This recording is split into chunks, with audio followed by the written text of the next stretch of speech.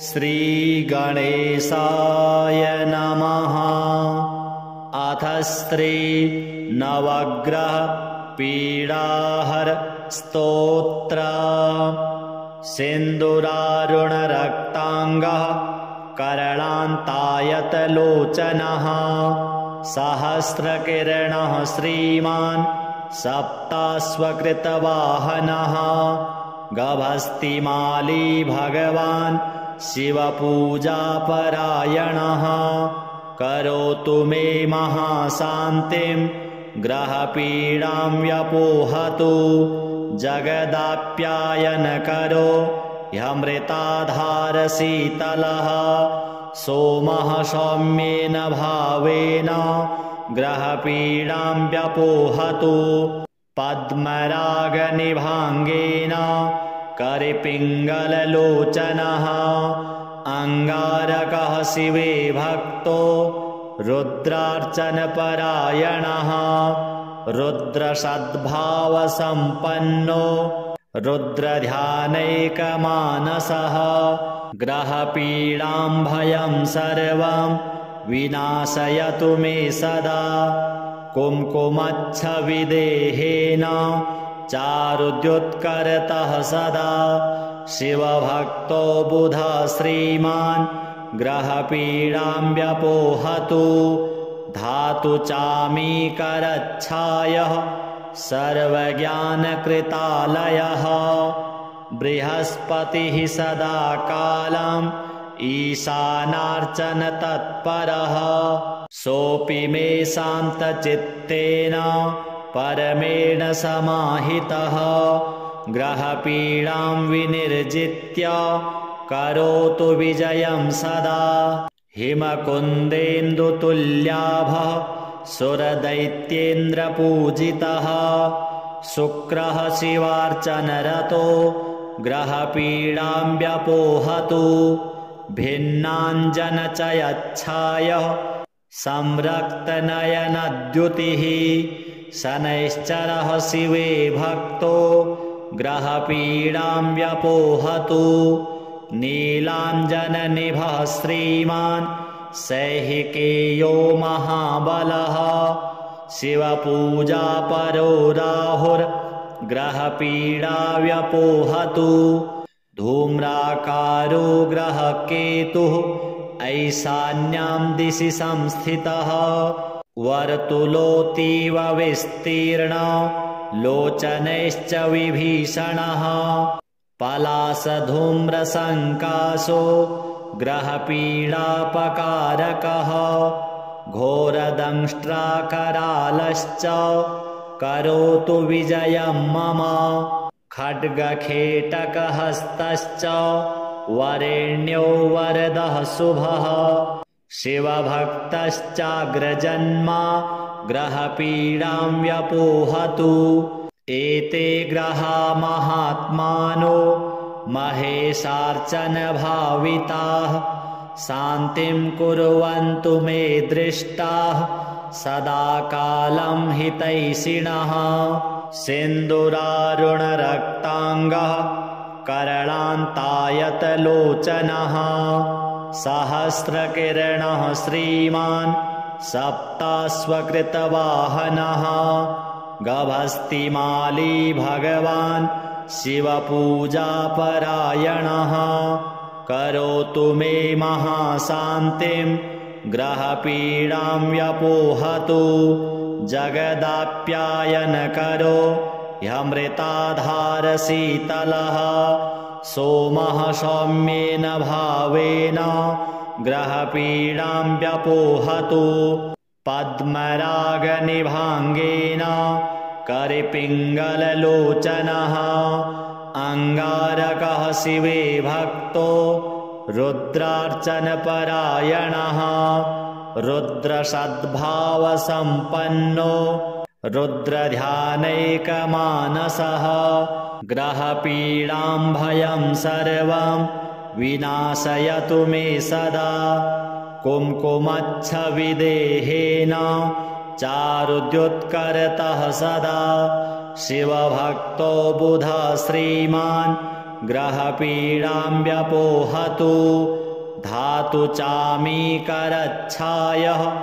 सर्वज्ञानकृतालयः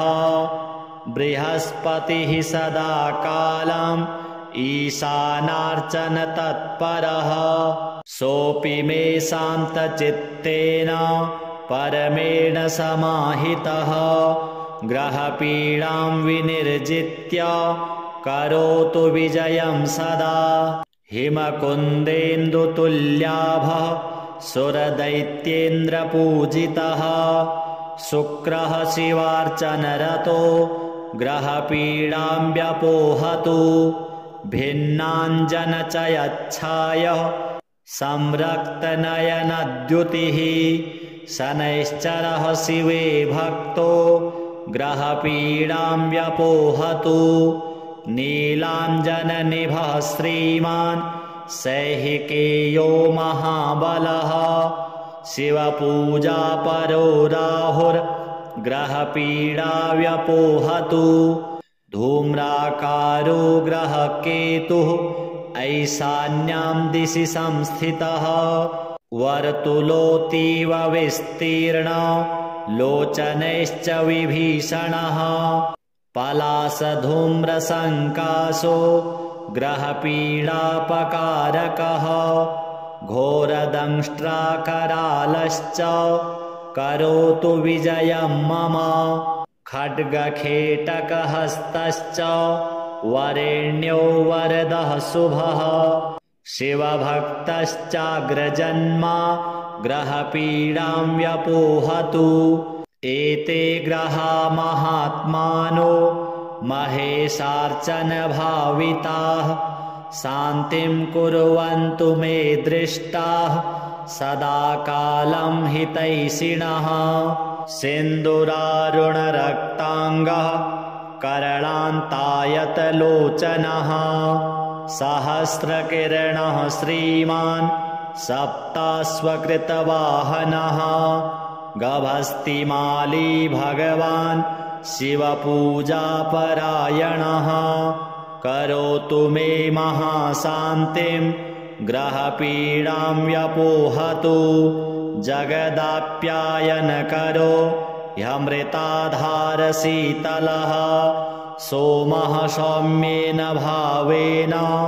ग्रहपीडां व्यपोहतु पद्मरागनिभाङ्गेन करिपिङ्गललोचनः अङ्गारकः शिवे भक्तो रुद्रार्चनपरायणः रुद्रसद्भावसम्पन्नो रुद्रध्यानैकमानसः ग्रहपीडां भयं सर्वं विनाशयतु मे सदा कुङ्कुमच्छविदेहेन चारुद्युत्करतः सदा शिवभक्तो बुधः श्रीमान् ग्रहपीडां व्यपोहतु धातु चामीकरच्छायः सर्वज्ञानकृतालयः बृहस्पतिः सदा कालम् ईशानार्चन तत्परः सोऽपि मे शान्तचित्तेन परमेण समाहितः ग्रहपीडां विनिर्जित्य करोतु विजयं सदा हिमकुन्देन्दुतुल्याभः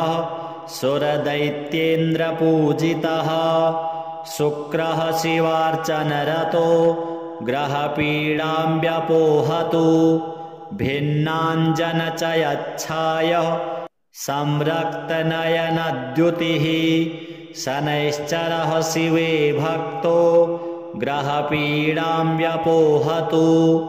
नीलाञ्जननिभः श्रीमान् सैहिकेयो महाबलः शिवपूजापरो राहुर्ग्रहपीडा व्यपोहतु धूम्राकारो ग्रहकेतुः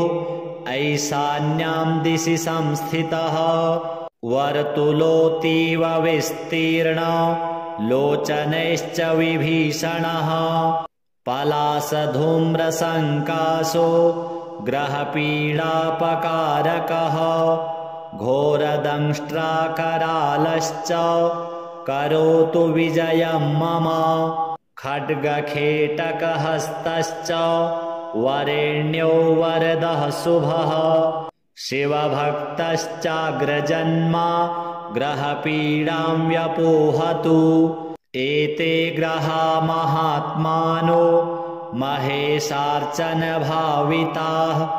शान्तिं कुर्वन्तु मे दृष्टाः सदा कालं हितैषिणः सिन्दूरारुणरक्ताङ्गः करणान्तायतलोचनः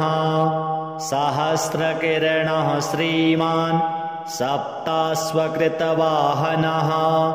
गभस्तिमाली भगवान् शिवपूजापरायणः करोतु मे महाशान्तिं ग्रहपीडां व्यपोहतु जगदाप्यायनकरो ह्यमृताधारशीतलः सोमः सौम्येन भावेन ग्रहपीडां व्यपोहतु पद्मरागनिभाङ्गेन करिपिङ्गललोचनः अङ्गारकः शिवे भक्तो रुद्रार्चनपरायणः रुद्रसद्भावसम्पन्नो रुद्रध्यानैकमानसः ग्रहपीडां भयं सर्वं विनाशयतु मे सदा कुङ्कुमच्छविदेहेन चारुद्युत्करतः सदा शिवभक्तो बुधः श्रीमान् ग्रहपीडां व्यपोहतु धातु चामीकरच्छायः सर्वज्ञानकृतालयः बृहस्पतिः सदा कालम् ईशानार्चनतत्परः सोऽपि मे शान्तचित्तेन परमेण समाहितः ग्रहपीडां विनिर्जित्य करोतु विजयं सदा हिमकुन्देन्दुतुल्याभः सुरदैत्येन्द्रपूजितः शुक्रः शिवार्चनरतो ग्रहपीडां व्यपोहतु भिन्नाञ्जनचयच्छायः संरक्तनयनद्युतिः शनैश्चरः शिवे भक्तो ग्रहपीडां व्यपोहतु नीलाञ्जननिभः श्रीमान् सैहिकेयो महाबलः शिवपूजापरो राहुर्ग्रहपीडा व्यपोहतु धूम्राकारो ग्रहकेतुः ऐशान्यां दिशि संस्थितः वर्तुलोऽतीव विस्तीर्णो लोचनैश्च विभीषणः पलाशधूम्रसङ्काशो ग्रहपीडापकारकः घोरदंष्ट्राकरालश्च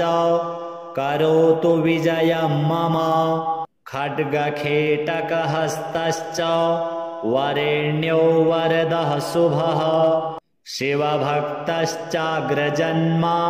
ग्रहपीडां व्यपोहतु एते ग्रहा महात्मानो महेशार्चनभाविताः शान्तिं कुर्वन्तु मे दृष्टाः सदा कालं हितैषिणः सिन्दूरारुणरक्ताङ्गः करणान्तायतलोचनः सहस्रकिरणः श्रीमान् सप्ताश्वकृतवाहनः गभस्तिमाली भगवान् शिवपूजापरायणः करोतु मे महाशान्तिं ग्रहपीडां व्यपोहतु जगदाप्यायनकरो ह्यमृताधारशीतलः सोमः सौम्येन भावेन ग्रहपीडां व्यपोहतु पद्मरागनिभाङ्गेन करिपिङ्गललोचनः अङ्गारकः शिवे भक्तो रुद्रार्चनपरायणः रुद्रसद्भावसम्पन्नो रुद्रध्यानैकमानसः ग्रहपीडां भयं सर्वं विनाशयतु मे सदा कुङ्कुमच्छविदेहेन चारुद्युत्करतः सदा शिवभक्तो बुधः श्रीमान् ग्रहपीडां व्यपोहतु धातु चामीकरच्छायः सर्वज्ञानकृतालयः बृहस्पतिः सदा कालम् ईशानार्चन तत्परः सोऽपि मे शान्तचित्तेन परमेण समाहितः ग्रहपीडां विनिर्जित्य करोतु विजयं सदा हिमकुन्देन्दुतुल्याभः सुरदैत्येन्द्रपूजितः शुक्रः शिवार्चनरतो ग्रहपीडां व्यपोहतु भिन्नाञ्जनचयच्छायः संरक्तनयनद्युतिः शनैश्चरः शिवे भक्तो ग्रहपीडां व्यपोहतु नीलाञ्जननिभः श्रीमान् सैहिकेयो महाबलः शिवपूजापरो राहुर्ग्रहपीडा व्यपोहतु धूम्राकारो ग्रहकेतुः ऐशान्यां दिशि संस्थितः वर्तुलोऽतीव विस्तीर्णो लोचनैश्च विभीषणः पलासधूम्रसङ्काशो ग्रहपीडापकारकः घोरदंष्ट्राकरालश्च करोतु विजयं मम खड्गखेटकहस्तश्च वरेण्यो वरदः शुभः शिवभक्तश्चाग्रजन्मा ग्रहपीडां व्यपोहतु एते ग्रहा महात्मानो महेशार्चनभाविताः शान्तिं कुर्वन्तु मे दृष्टाः सदा कालं हितैषिणः सिन्दूरारुणरक्ताङ्गः करणान्तायतलोचनः सहस्रकिरणः श्रीमान् सप्ताश्वकृतवाहनः गभस्तिमाली भगवान् शिवपूजापरायणः करोतु मे महाशान्तिं ग्रहपीडां व्यपोहतु जगदाप्यायनकरो ह्यमृताधारशीतलः सोमः सौम्येन भावेन ग्रहपीडां व्यपोहतु पद्मरागनिभाङ्गेन करिपिङ्गललोचनः अङ्गारकः शिवे भक्तो रुद्रार्चनपरायणः रुद्रसद्भावसम्पन्नो रुद्रध्यानैकमानसः ग्रहपीडां भयं सर्वं विनाशयतु मे सदा कुङ्कुमच्छविदेहेन चारुद्युत्करतः सदा शिवभक्तो बुधः श्रीमान् ग्रहपीडां व्यपोहतु धातु चामीकरच्छायः सर्वज्ञानकृतालयः बृहस्पतिः सदा कालम् ईशानार्चन तत्परः सोऽपि मे शान्तचित्तेन परमेण समाहितः ग्रहपीडां विनिर्जित्य करोतु विजयं सदा हिमकुन्देन्दुतुल्याभः सुरदैत्येन्द्रपूजितः शुक्रः शिवार्चनरतो ग्रहपीडां व्यपोहतु भिन्नाञ्जनचयच्छायः संरक्तनयनद्युतिः शनैश्चरः शिवे भक्तो ग्रहपीडां व्यपोहतु नीलाञ्जननिभः श्रीमान् सैहिकेयो महाबलः शिवपूजापरो राहुर्ग्रहपीडा व्यपोहतु धूम्राकारो ग्रहः केतुः ऐशान्यां दिशि संस्थितः वर्तुलोऽतीव विस्तीर्णो लोचनैश्च विभीषणः पलाशधूम्रसङ्काशो ग्रहपीडापकारकः घोरदंष्ट्राकरालश्च